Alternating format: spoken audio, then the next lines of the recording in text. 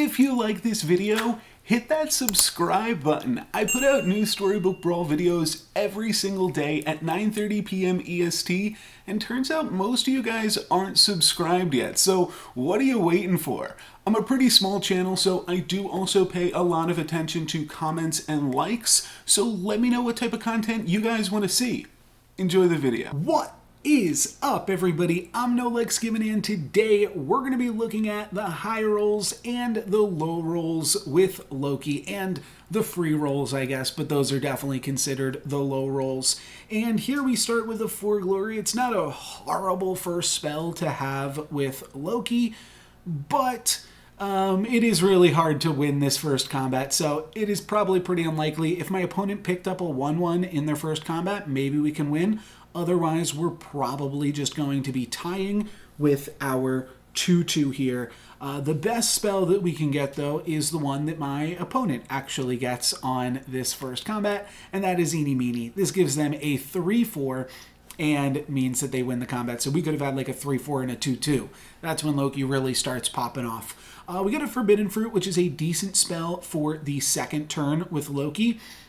We'd a little bit more prefer a Shrink spell. It means we could have also picked up the Polywoggle, and we would have had 2 additional health. We'll see if that 2 health winds up mattering throughout the game. If we ever go down to like exactly 0 or something, then of course we might not have appreciated taking the damage here, but we also effectively get to float that gold into all future turns because we have this Lonely Prince here, and we might be able to turn the Lonely Prince into a 5-5, so it could be saving us more health than it is hurting us. But 3 units here are going to be pretty good. We're not going to be able to get past an egg, though, so we are going to take an additional 3 damage from this combat, and we're taking damage. For sure, my opponent with the For Glory there off the egg. Here we get the Shrink spell, though, and that is a pretty good high roll. Can't be too upset with that. Now we are able to buy 4 units, and now we've got 7 units. And that's not something that a lot of people can say on the third turn of the game. So 7 units is going to be pretty powerful. A few of these units are pretty weak. Baby Root, Kitty Cut Purse, Lonely Prince, Unicorn. Some of these aren't really doing too much. I might want to swap around the Fanny and the Lonely Prince, or the Baby Dragon and the, swap the Baby Root with the Kitty Cut Purse. That could also be something good here too. So just that we're, supporting our best and brightest here. And then, give Fanny a little bit more health too. I actually do like that. And, now the Baby Dragon was able to survive that hit. And let's see, Kitty Cut Purse actually gets to slay, so really good slay there. Really good combat all around, actually. And we are going to be able to win this one. Almost tied it, and then we would have won it with Baby Root. But a pretty good win there. And if we win another combat, if we're able to win this one, then we will get 3 extra gold for the next turn. So not an incredibly powerful spell. Best things that you can grab are always going to be XP, but if we are able to grab some sweet spells, then we'll be able to do some powerful things here. So I am looking for Avenue. I wanted to pick up at least one of these 2 princesses to be able to flip over the Frog Prince like I've been talking about, and then we will pick up probably the Tiny, and then we have to decide, do I want to sell something to pick up the Sherwood Sure Shot? I feel like I do, but I don't know what. So I'm just going to go ahead and roll, look for doubles. Don't find anything other than another Sherwood Sure Shot there. But hopefully we can slay, and more importantly, hopefully we can win this combat. We're not going to slay, but we get decent combat there, and I think that's actually going to just be enough to win. Yeah. Oh, yeah. This Geppetto is not even that big. We'll be able to take them out with the Baby Root, so 3 free gold. And Loki continues to deliver. So the Loki taketh away, and the Loki delivereth. Gingerbread Party here. Now everything in my shop for the rest of the game is going to have +1/+1. That's pretty good if we transition into like Good Boy or Friendly Spirit stuff later on in the game, to just have a little bit of stats that we got for free. We didn't even pay for. 2 pairs in this shop are pretty sweet. You can see the game really wants to give me a Spellweaver. I think I've been offered 3 Spellweavers now at this point. Pretty funny. But let's just roll. Let's try to find potentially some more dwarves.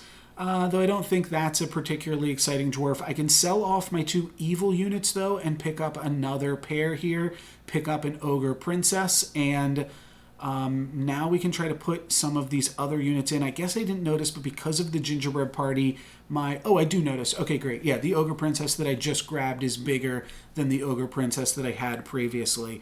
And then we're just hoping that these baby roots work well on my frontline units to give us some additional stats and have us win. Playing full support backline, 3 supports in the backline here.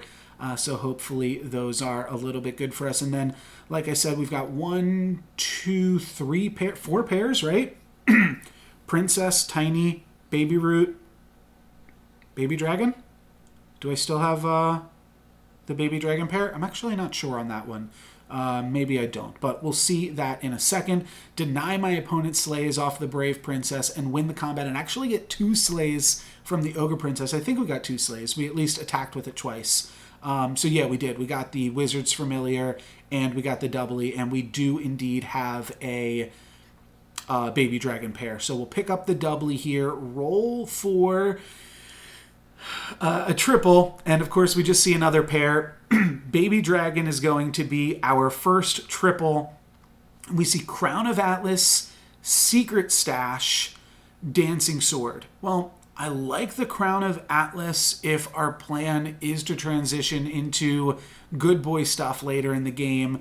Secret Stash seems fine though for now, so we'll pick that up. And then we see a Baby Root triple, so we'll pick that up, potentially skipping this for the doubly. But we see Crown and we see Dragon Nest. I think we've got to skip the Crown a second time because Dragon Nest, when we have this Baby Dragon, is just going to give us a huge unit that will allow us to win some combats going forward. So we're going to neglect to pick up this doubly pair and instead just kind of rock with this Baby Dragon and see what we can make happen with that.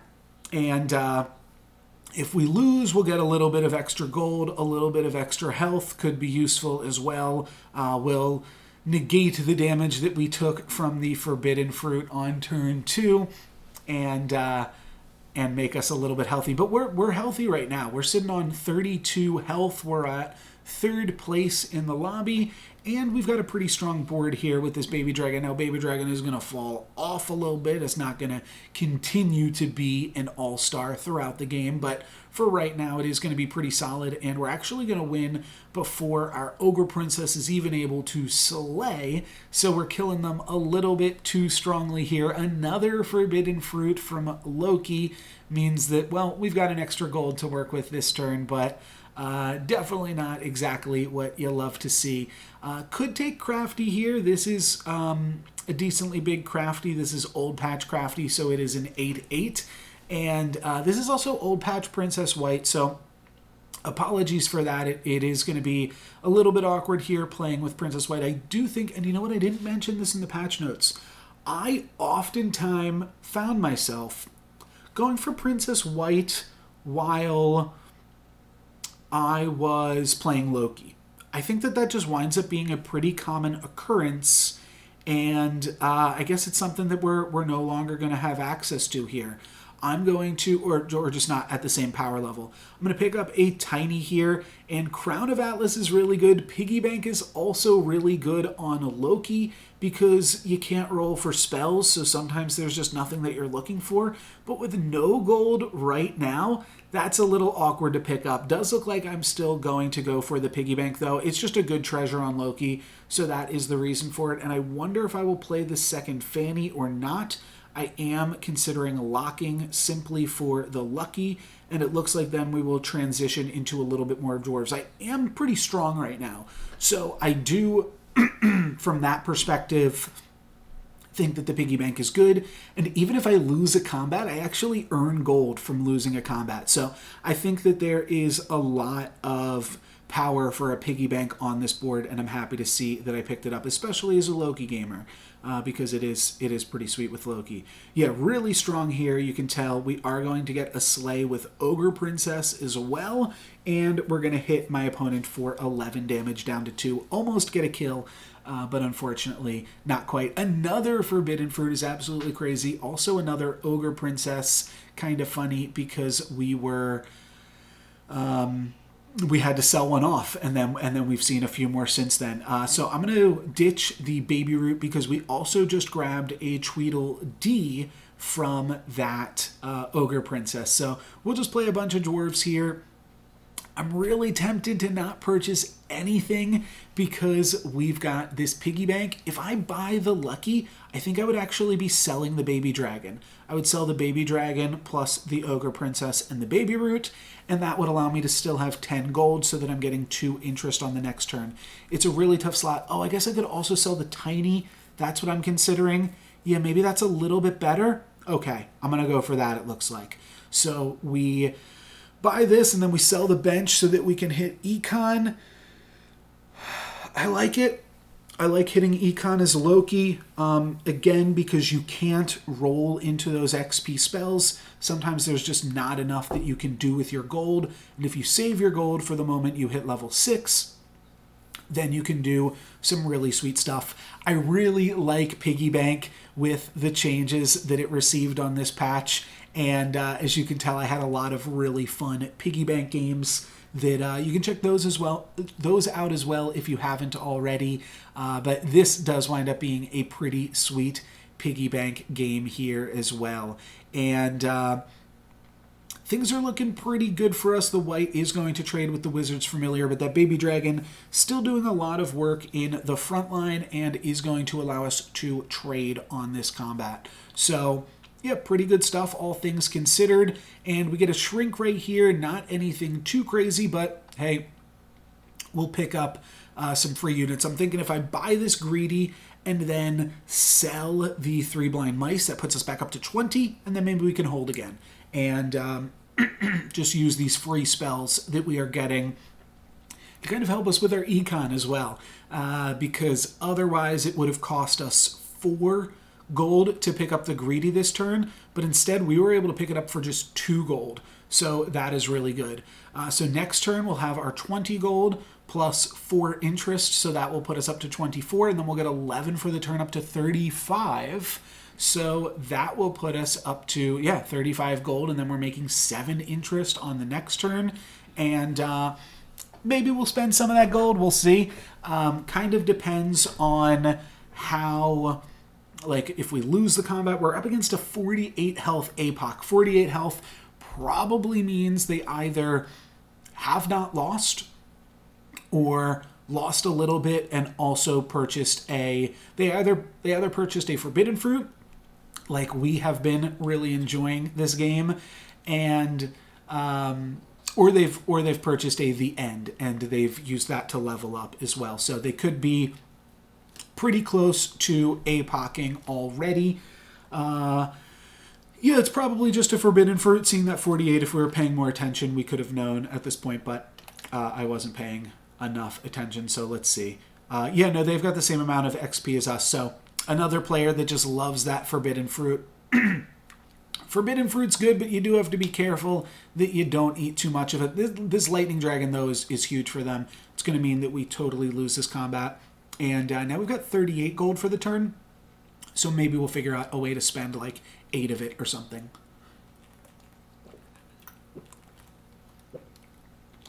All right.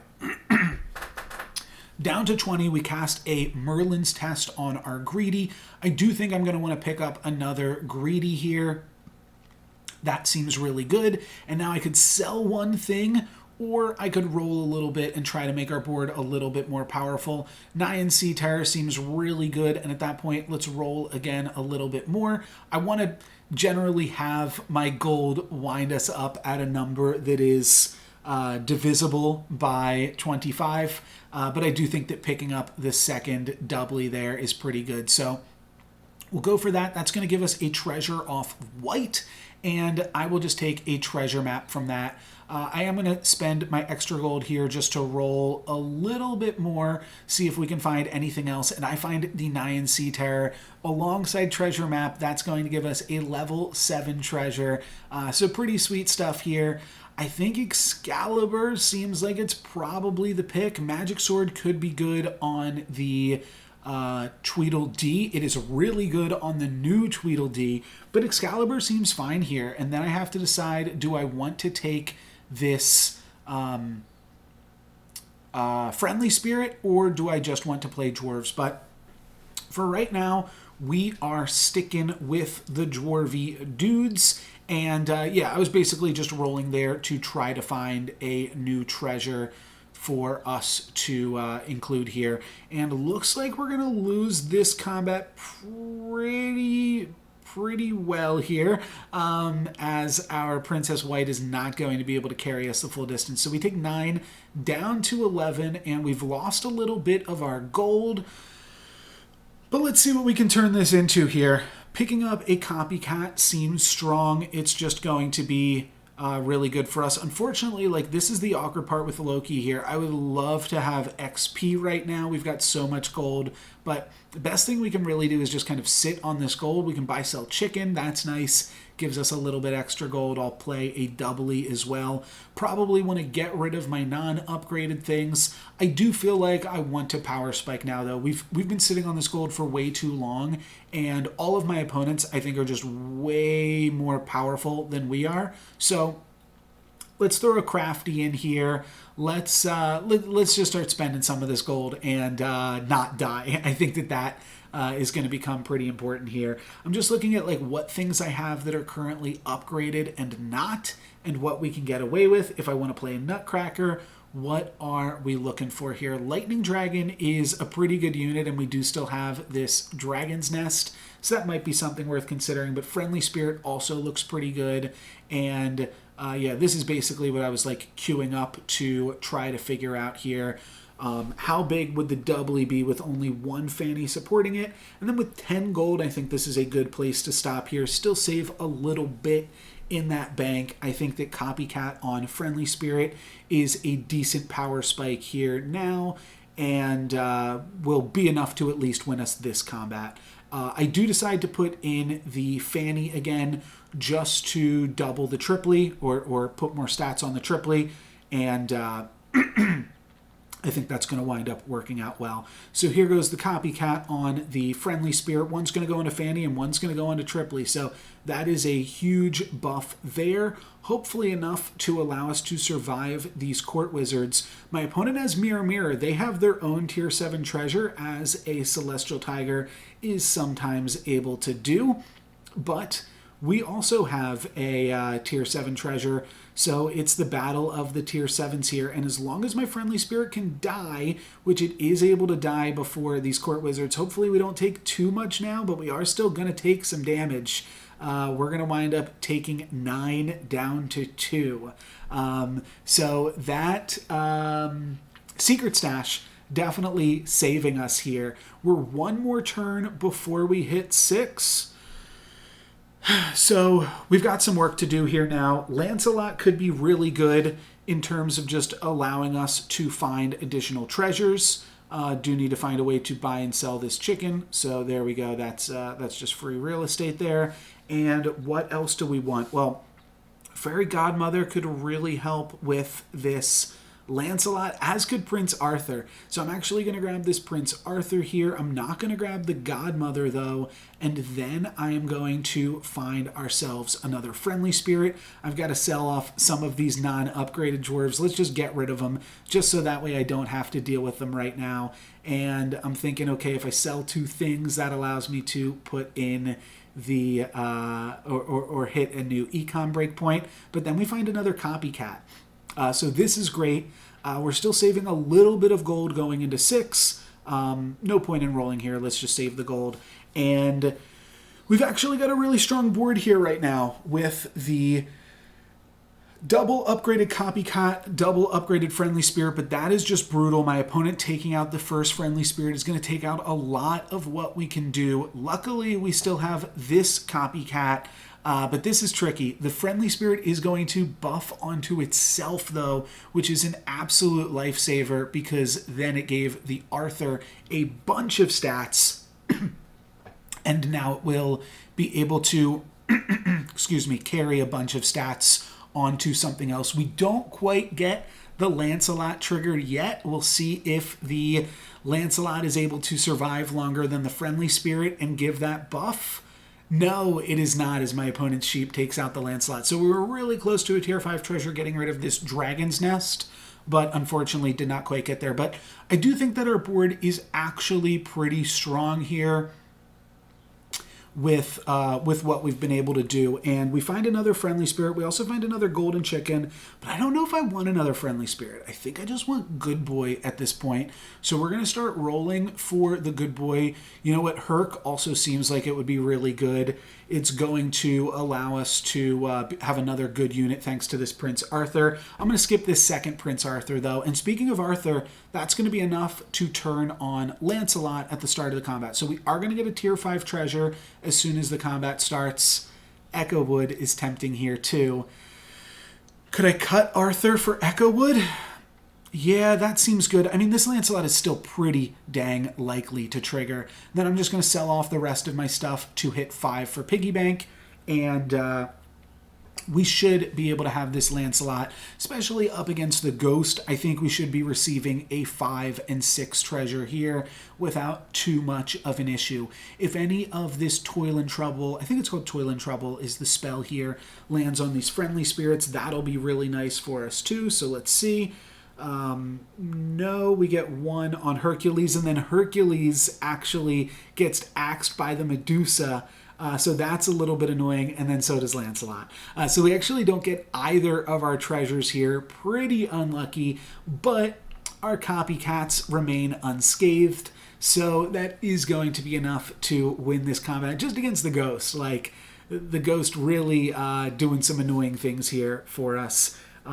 It's not going to be enough to win it, of course, but it is going to be enough to deny us our treasures from steal your money. More like steal my treasures. All right, an eeny meeny on 3 blind mice. Not quite what you want to see at this point in the game, but we'll take it. We'll also take this chicken and just get a little bit more value, and then we will definitely be taking this Good Boy. And this is looking really strong for us here. Now we are definitely going to be getting these treasures. Maybe I shouldn't jinx it, but we are most likely going to be getting these treasures, rolling a little bit more just to see if I can get a little bit more Good Boy action here. But looks like I am just rolling for nothing, and yeah, we're just gonna be playing this board.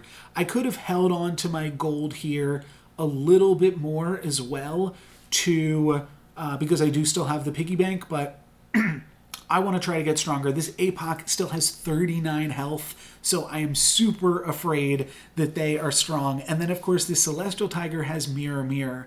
But we, I think, are stronger than both of our opponents. I'm saying that without having seen the APOC, of course, but I think that we are at the very least stronger than the Celestial Tiger right now. We've got no clue how strong this APOC is. They could have this same stuff but better, they could have this same stuff but worse, or they could have totally different stuff. But I feel pretty good now that we've got upgraded Copycat, upgraded Good Boy, and we're about to peak even bigger as we grab some more treasures here. It looks like APOC doesn't have too much going on. They were just an egg gamer earlier on, and there's our first treasure. Looks like we will be able to get our second treasure as well, as long as we don't get pigomorphed or anything, as Hercules is going to grow up into the 500. So there goes Lancelot, and now here comes the Herc.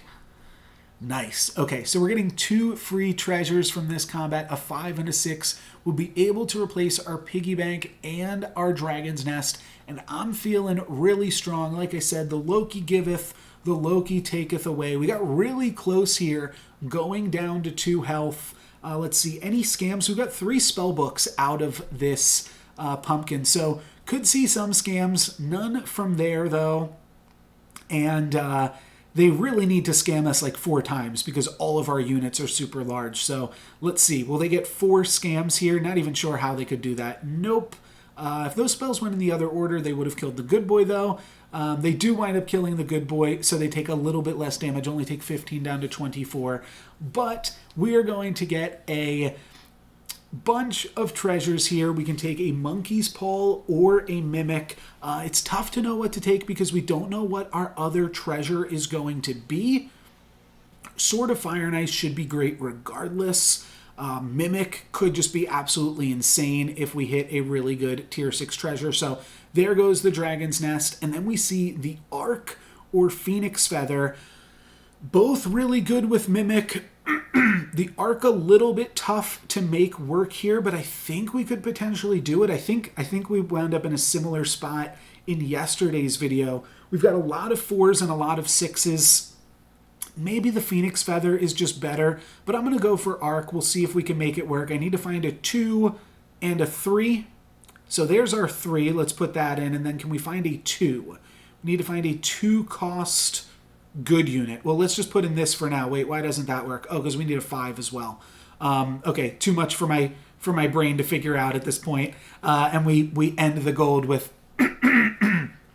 end the turn with 7 gold, excuse me. I think we're so much more powerful than our opponent right here. They only have 1 good boy. It is going to be receiving the Robinwood buff, so it is pretty strong, but just these stats get way too out of hand for us here, and this is why I didn't want to just totally mess up everything in order to make sure we were getting the double arc.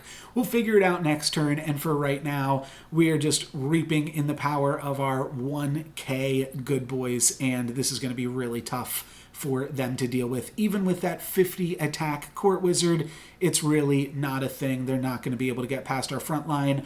Our Echo Wood is at 11,000, almost 12,000 really. And after we deal with this Juliet and this Robinwood, we are actually going to kill the Celestial Tiger. So we don't have to worry about them at all. We just beat the APOC too, so we're in a really good spot now. And the Loki taketh away. So there you go. Another forbidden fruit gets cast by the Loki. I'm actually right now going to throw in what my reaction was in real time because I was talking with some friends on Discord. So I actually do have the audio from this game. Let's take a listen. All right, we got second place, and I think we can get first on this battle. I just need to find... Oh no!